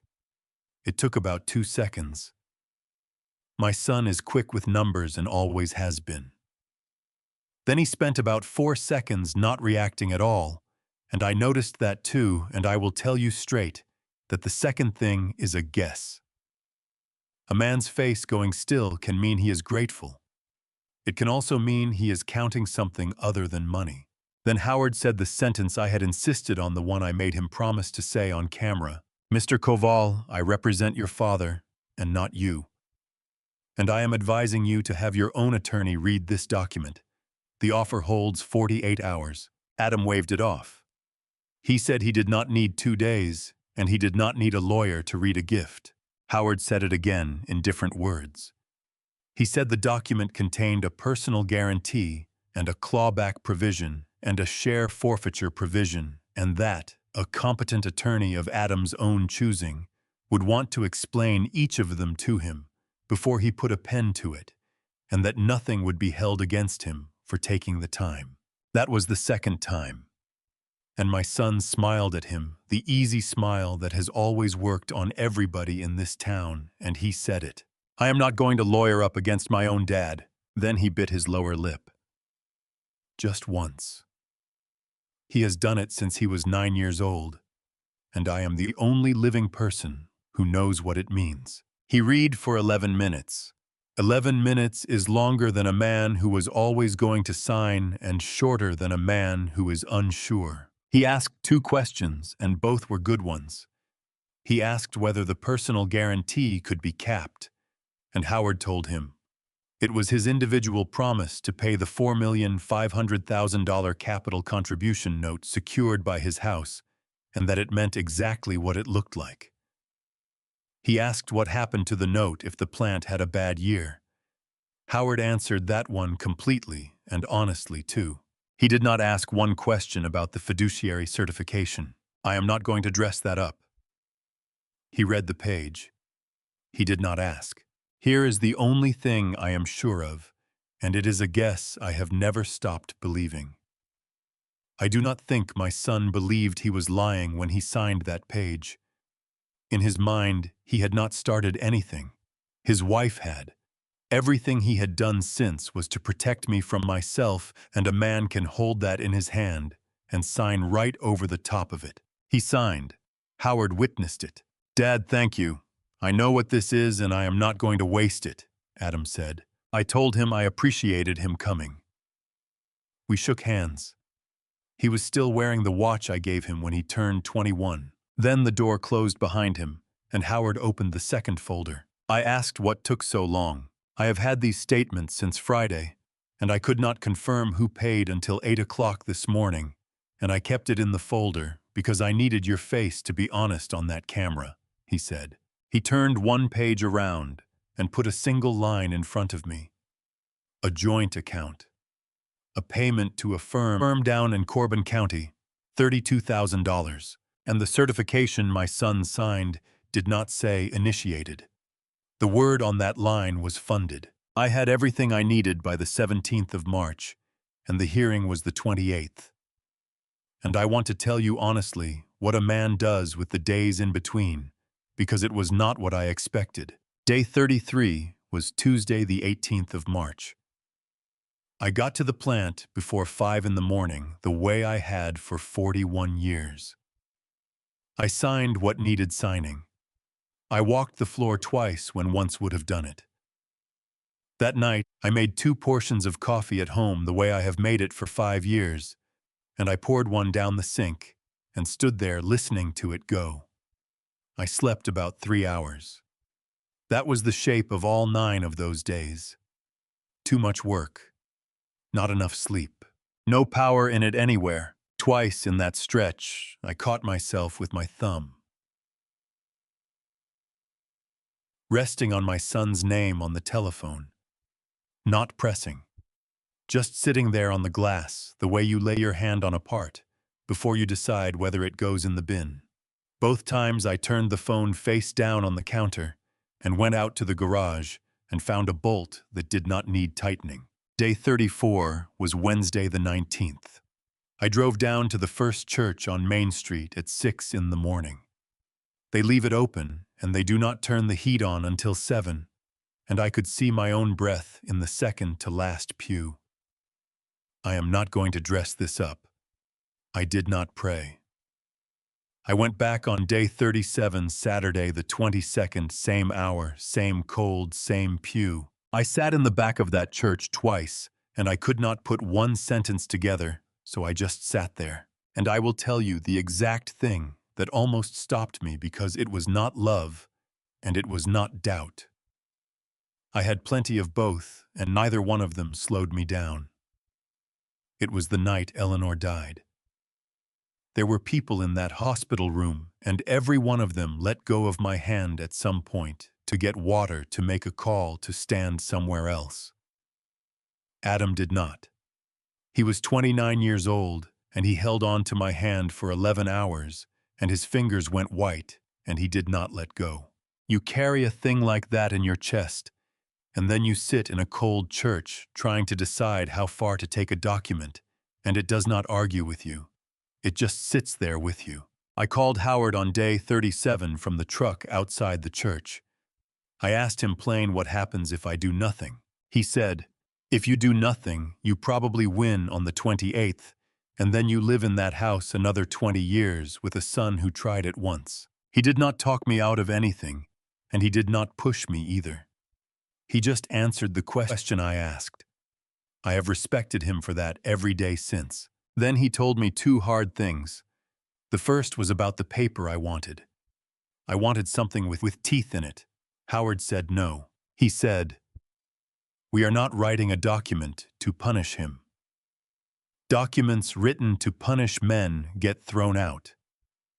We are writing what 9 years cost your sister in wages and in name, and we are asking him to pay it." He meant Nora. He talks like that when he is tired. What he drafted is called a settlement agreement and mutual release. which in my words is a paper where everybody gives up the right to sue each other over this and one side pays. It has a confidentiality covenant in it, which means nobody talks about it afterward. And it has a number, and the number is not a fine I invented. It is 9 years of a welder's wages, and 9 years of a name she did not get to use. I told Howard that was better anyway. If the number is not my revenge, then it is the price of my daughter's life, and a man can sign that. The second hard thing was shorter. He said he will sue over the forfeiture. He will lose. It will take 2 years. Mrs. Merrick came to the house on day 38, Sunday the 23rd. She is the court visitor, the investigator. The probate court sends out to sit with the person somebody is trying to put a guardian over, and she reports to the judge and to nobody else. She sat in my sitting room for 1 hour with that canvas satchel by her shoe, and asked me what day it was, what I had eaten, who handled my mail, what year I bought the house. The same questions that take the skin off you. She wrote nothing down while I was talking, which I have decided is the hardest part. At the door, she said, "Some families get quiet for the right reasons, Mr. Koval." That was all. I have thought about that sentence a long time. Day 40 was Tuesday the 25th. At 4 in the afternoon, the door opened without a knock, and Nora was standing in the front hall in the tan welding jacket with a duffel bag on the floor beside her boot. She said, "I am not here for you." I said, "I know that." She was there because a 61-year-old woman drove 4 hours to a metal building in the Blue Ridge and told her the truth to her face, standing up with nothing to gain by it. Margot came an hour later with the ledgers in a milk crate and the pencil behind her ear. She set this crate on the low table and said "Ray" once, and then she did not say much else. The three of us took 3 of the 4 chairs. Nora asked when her brother would be in this house. I said, "Tomorrow morning at 9. You do not have to be in the room." She said, "Then I want to be in the room, and do not tell me I do not have to be." That is not what I said. We sat up all night around that milk crate and Howard's leather folder. Nobody made coffee. It was 9 hours until 9 in the morning. At 9 in the morning, a car came up my driveway, and I opened the front door before he could knock, the same way I have opened it for 38 years. It was Wednesday, the 26th of March, day 41. Adam had on the mouse gray suit. Brielle stood behind him with her coat folded over her arm. Nobody had asked her to come. I looked at her a second longer than I needed to. Then I stepped back and let them both in. That was a decision, and I made it on purpose. The sitting room has 4 chairs and a low table. On the table sat a milk crate of ledgers, Howard's leather folder, and a laptop with a video paused on it. Margot had her pencil behind her ear. Nora sat by the window in the tan welding jacket and did not stand up for her brother. Adam said, "Dad, what is this?" Margot said, "Sit down, Mr. Koval." In 29 years, I had never heard her put that name on anybody but me. She said, "I am going to put 4 things in front of you, and I am going to name each one out loud so that later nobody can say they did not understand what they were looking at. Item 1. She turned the laptop and let 40 seconds run. Company cameras, a corridor with a sign on the wall saying it is monitored, a system I signed the purchase order for myself. 11 minutes of that footage exists with sound. 40 seconds was plenty. My son's voice came out of the speaker, and then Brielle's soft, the way she always talks. Margot shut the lid. Item 2. The executed management agreement. Margot read the fiduciary certification out loud once slow. That is the clause where he swore in writing he had not started paid for or taken any part in a case about whether I can run my own life. I put it plainer than the paper does. He signed his name to clean hands. Margot said, "Not initiated, not funded, not participated." Read it again. That is your account and that is your signature. Adam, read it. He bit his lower lip. 34 years old, and I am still the only one who ever caught that. Item 3. One line off a joint account. $32,000 to a firm in Corbin County. Item 4. A certified copy from the Corbin County probate estate of Curtis Vance, the letters of guardianship, behind it. Margot set it down, squared the corner with 2 fingers, and said nothing at all about it. The quiet around that page was the worst thing in the room. Then I talked. I loaded trucks in the dark for 11 years before either of you was old enough to remember it. I missed your 9th birthday because a customer in Ohio wanted a shipment on Monday. I missed Nora's the year the roof went. I told myself the work was the love. Then I said, you sat at my table and let me stand up in front of 410 people and say you were worth it. Worth. It landed like a dropped part on a concrete floor. I did not raise my voice. I have never had to. I said what happens next depends on the next 60 seconds. Brielle broke first. Not my son. Her. She said Dad. She said the word protection, and she said it twice. Then she told me the one true thing she ever told me. She said I took care of my uncle for 2 years and nobody paid me $1, and the week he died, his family stood in his kitchen and split up his things in front of me. She said she decided that day she would never again be the one in the room without the paperwork. It did not clean anything off. It made her worse. She had not drifted into this. She picked it. That was when Nora stood up. She said she did not want an explanation. She did not want an apology. She did not want anybody's voice in that room, and she meant mine too. She set the ledger she was holding on the table square to the edge, the way you set a part down when you are finished with it. Then she walked out. She did not slam the door. She closed it gentle, and the latch clicked. That little click did more damage than anything anybody said in my house that morning. Margot slid a document across to my son. Settlement agreement and mutual release. She said, before you assume that document protects this family, read the title. That money does not go to your father. It goes to Nora. 9 years of it. Howard wrote it to pay what she lost, and not $1 past that because he told me out loud that a paper built to punish somebody gets thrown out. Adam turned to the guarantee page. His own promise to pay the capital contribution note, $4,500,000, with his house standing behind it. The clawback provision, which means every dollar he drew comes back.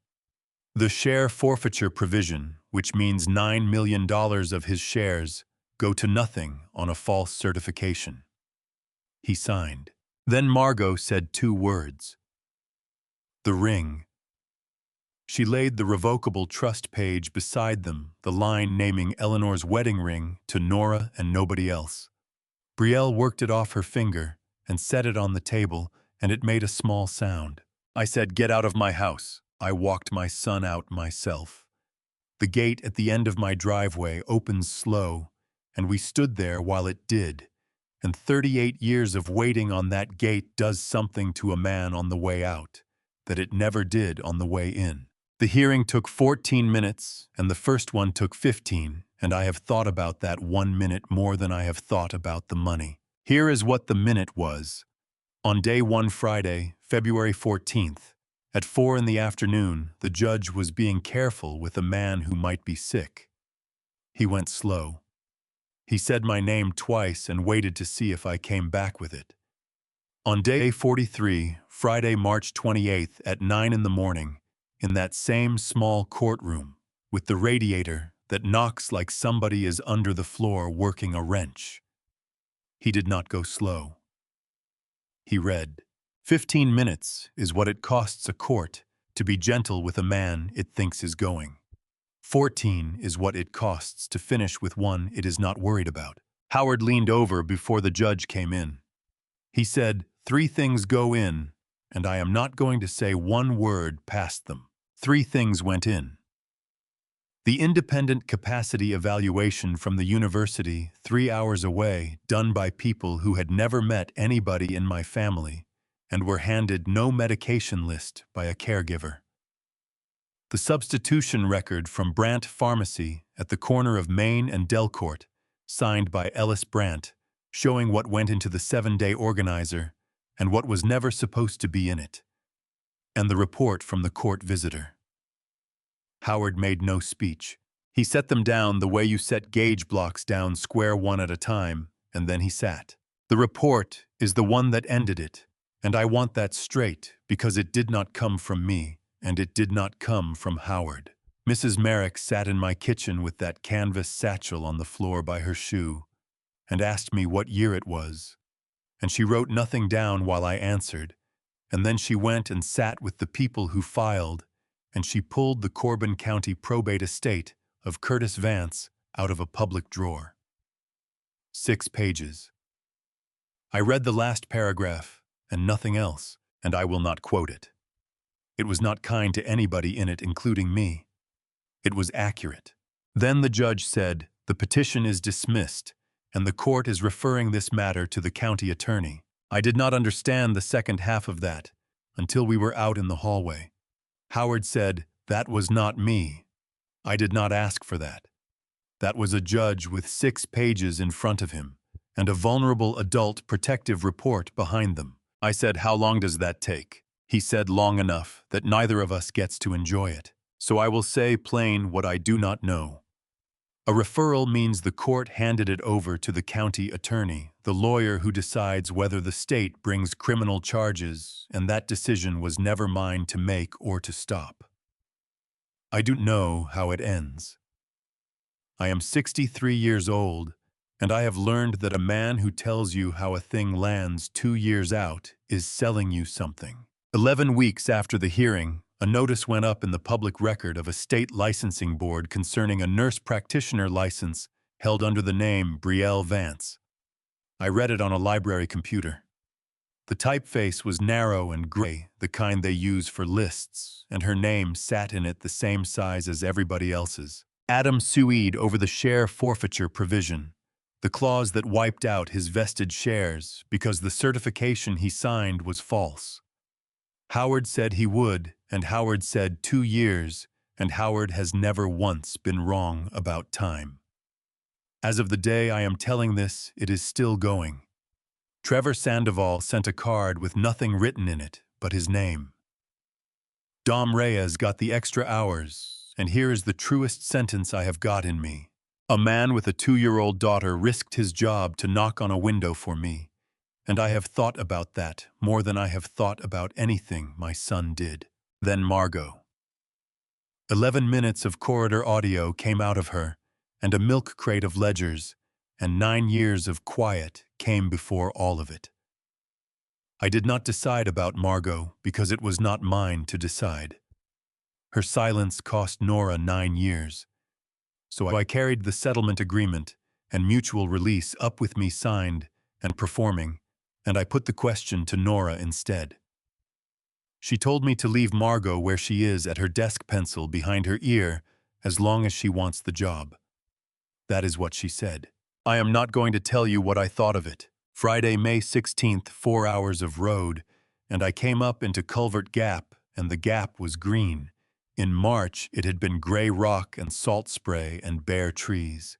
The roll-up door at Ridgeline Fabrication stood open all the way. I was not carrying flowers, and I was not carrying a check.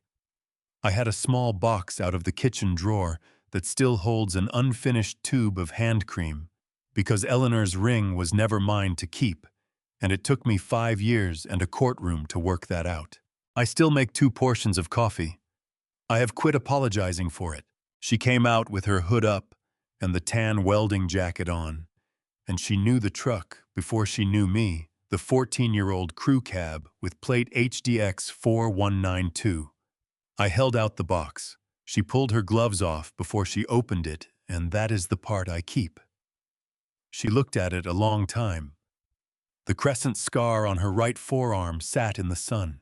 Then she said 5 words. She said, "I am keeping it, Dad."